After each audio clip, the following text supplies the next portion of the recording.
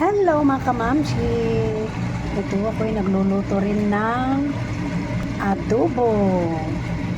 Pork adobo, limpo. Yan. My first time na gamitan ko siya po ng dado puti spicy adobo. Yan. Yan, kailangan palutuin yan hanggat lumapot at maging yung karne.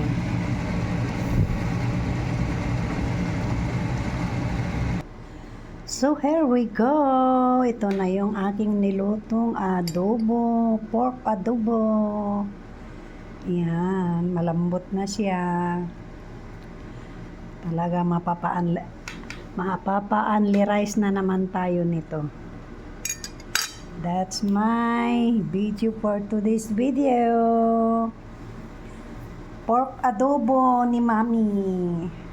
Thank you for watching, guys.